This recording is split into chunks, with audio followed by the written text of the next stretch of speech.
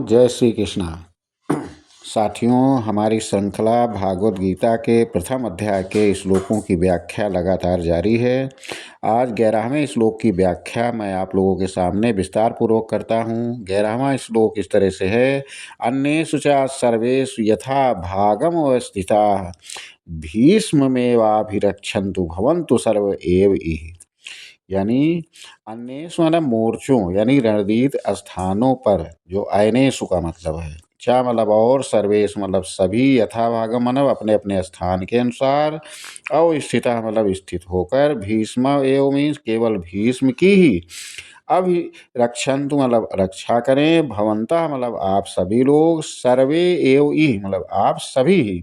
सरल भाव ये है कि दुर्योधन के द्वारा कहा गया ये जो श्लोक है उसमें ये बता रहा है अपने सभी साथियों से कि आप सभी अपने अपने मोर्चों पर अपनी अपनी जिम्मेदारियों के अनुसार डटे रहें, भीष्म पितामह की विशेष रूप से रक्षा करें।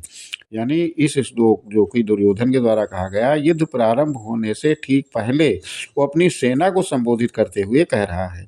दुर्योधन की मानसिक स्थिति यहाँ पर समझ सकते हैं कि बाहर से दुर्योधन आत्मविश्वास तो दिखा रहा है, लेकिन भीतर ही भीतर वो भीष्म पितामह की निष्ठा को लेकर आशंकित है, क्योंकि उसको मालूम था कि भीष्म पितामह अंतरात्मा से जो है वो पांडवों की ओर हैं। भीष्म पितामह का महत्व वो जानता है। भीष्म पितामह कौरव सेना के प्रधान सेनापति हैं। वे अत्यंत पराक्रमी, अनुभवी और अजेय माने जाते हैं। दुर्योधन जानता है कि यदि भीष्म युद्ध में कमजोर पड़े तो पूरी कौरव सेना का मनोबल टूट जाएगा। इसलिए वो कहता है कि भीष्म की रक्षा करो, बाकी सब बाद में। यह इसका गूढ़ अर्थ यह है कि इस वाक्य में गहरी रणनीति सोच छिपी हुई है। हर योद्धा को अपने निर्धारित कर्तव्य और स्थान पर डटे रहना चाहिए।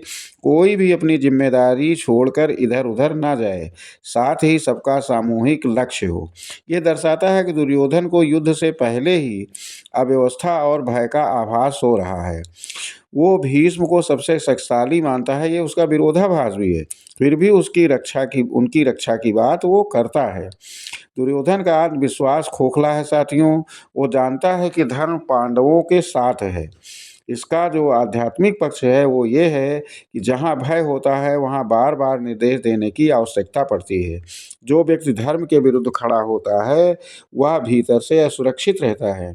केवल बाहरी शक्ति नहीं, आंतरिक विश्वास ही धर्म का शिक्षण है। यानी कह सकते हैं कि इस श्लोक में केवल युद्ध नीति नहीं बताता, बल्कि यह भी उजागर करता है कि अधर्म का साथ देने वाला व्यक्ति कितना भी शक्तिशाली क्यों ना हो, उसके मन में भय और संदेह हमेशा